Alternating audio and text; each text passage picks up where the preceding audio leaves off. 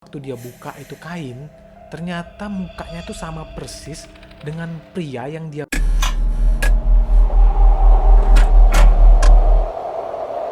Yo, what's up guys everyone? Apa kabar semua? Mudah-mudahan baik saja di masa corona ini. Welcome back to our channel Semi ST di sini. Bersama saya hostnya Glenn dan Thompson.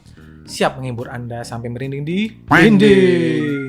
Oke, kita mau bahas apa kali ini, Tom? Kali ini kita punya cerita yang seram-seram lagi, yaitu seorang pria yang ditelepon oleh Siapa? arwah jenazah. Video call tapi ditelepon sama mayat gitu kan? Gimana tuh rasanya guys? Tahu gimana ceritanya? Tonton video ini sampai habis. Jadi guys, kejadian ini dialami oleh seseorang bernama Hadi yang mendapatkan telepon atau mungkin bisa disebut video call oleh seseorang bernama Saiful. Itu kenapa ya Tom ya?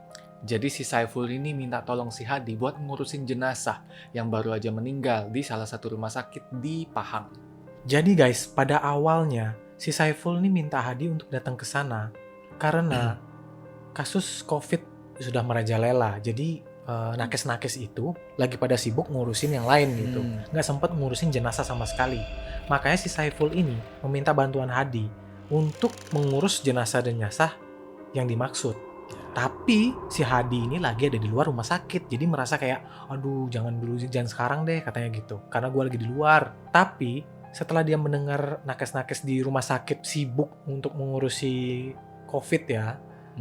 Jadi dia bersedia untuk membantu Pak Saiful ini. Kasian ya para nakes-nakesnya kekurangan tenaga gitu ya. Betul. Dan kelelahan lagi. Sudah sepatutnya membantu. Sepatutnya guys. Dan sepatutnya kalian juga di rumah. Jangan keluar-keluar. Kalau ada kantor yang nyuruh kalian masuk ya laporin aja guys. Kantor non esensial ya. Lagian PPKM kok masuk. Nah, belum sempat si Hadi ini menjawab, video call-nya tiba-tiba keputus. Waktu dia coba hubungin lagi, nggak bisa nyambung. Jadi si Hadi ini mencoba untuk menelpon Saiful balik. Tapi nggak diangkat-angkat ya sama dia ya. Dan dia memikirkan tentang kejadian tadi waktu dia nelpon si Saiful, video call sorry. Dia kayak melihat Saiful itu berwajah sangat-sangat pucat. Apakah dia bisa mengurus jenazah dengan kondisi yang seperti itu gitu maksudnya? Pucat mungkin sakit atau apa kan kita nggak tahu ya. Iya. Kemudian waktu berlalu sampai di tengah malamnya. Di jam 12 malam, si Hadi ini lagi berusaha pengen tidur nih. Tapi dia nggak bisa tidur karena dia kepikiran terus sama permintaannya si Saiful itu. Terus tiba-tiba HP-nya berbunyi. Wah, dari siapa nih? Kenapa malam-malam gini ya? Pas dia angkat ternyata ada telepon dari seorang wanita. Apa nih wanita apa nih malam-malam gini? Kupu-kupu malam? Yang pasti bukan kupu-kupu ataupun belalang ya. Dari telepon itu kedengaran suara wanita yang sedang menangis terisak-isak. Dia memohon banget buat si Hadi ini buat membantu mengurus jenazah suaminya. Jadi saat ditanya si Mas Hadi ini tentang siapa yang meninggal di rumah sakit itu, wanita itu menjawab kalau jenazah ini berada di rumah sakit yang sama disebutkan oleh si Saiful tadi. Jadi kemudian si Mas Hadi ini kayak berpikir, apakah ini orang yang sama dengan Mas Saiful yang tadi disebutkan gitu kan? Dan tanpa pikir panjang dan merasa tidak enak dengan kejadian itu, dia langsung mengiyakan seketika. Wanita itu memberitahu kepada si Hadi kalau jenazah itu sekarang sedang berada di rumah. Dan dia memberitahu alamatnya sebelum akhirnya si Hadi bergegas untuk pergi. Dalam kegelapan tengah malam itu, si Hadi tuh cuma berdoa supaya nggak terjadi apa-apa. Soalnya kan ya, udah malam, rawan kejadian aneh. Apalagi dia ini sedang akan menghadapi sesuatu yang menurut dia nih janggal gitu loh. Sampai ada 2 orang kan yang nelpon dia dengan posisi rumah sakit yang sama. Ketika sedang mencari alamat dari rumah tersebut, si Hadi ini merasa heran. Karena si Wes ini membawa dia ke jalan melewati kebun karet dan kelapa sawit. Nah, meskipun perasaannya nggak enak begitu, tapi dia tetap meneruskan perjalanannya sambil melihat kiri kanan mencari di mana posisi rumah itu. Ketika Mas Hadi sampai di tujuan, Mas Hadi ini bertemu dengan orang yang namanya Daud yang sedang mengurusi jenazah itu sambil kayak kerepotan gitulah. Terus si Mas Hadi ini memperkenalkan diri ke Mas Daud kalau dialah yang nanti mengurus si jenazah itu. Karena dapat panggilan katanya. Dan gak disangka-sangka, si Mas Hadi menampilkan cerita yang sangat bisa dibilang menyedihkan tentang jenazah itu. Si Pak Daud ini mengatakan ke Hadi kalau almarhum itu, yang di jenazah itu, meninggal gara-gara kasih ilmu hitam gitu guys. Terus Pak Daud juga bilang kalau si jenazah ini sudah terkena penyakit yang aneh selama berbulan-bulan yang dipercaya akibat perbuatan dari kenalan yang menyimpan dendam. Mendengar itu, mereka pun akhirnya berdua masuk ke dalam rumah tersebut untuk mulai mengurus jenazah. Saat masuk rumah itu, Hadi hanya melihat beberapa orang saja di rumah itu. Kayak nggak ada yang berkabung gitu ya. Dan lebih aneh lagi, si Hadi nggak melihat istri dari almarhum itu. Di mana ya? Gimana ya? Nggak mungkin nggak ada dong di lokasi. Ya nggak sih? Iya. Nah terus si Hadi ini tetap nyari-nyari si istri itu. Ada di mana ya dia kira-kira ya di rumah itu? Sambil menanyakan ke Pak Daud, apakah kamu mengenal nomor ini gitu? Dan ternyata Pak Daud menjawab, oh saya tidak kenal dengan nomor itu. Mungkin kamu coba tanya anak almarhum langsung deh, katanya gitu. Setelah ditanya oleh Hadi tentang nomor tersebut, anaknya almarhum langsung terduduk dengan wajah yang sangat pucat. Ternyata itu adalah nomor ibunya yang sudah meninggal 2 tahun lalu. Wah, Yang nelpon dia berarti hantu, Tom. waduh, ditelepon hantu malam-malam. Gimana tuh? Aduh, merinding gua. Merinding Jam sih, berapa ini, merinding. Tom? Hadi pun terkejut dan dia berpikir mungkin ini ujian dari Tuhan. Dia takut untuk terus tenggelam ke dalam emosi itu.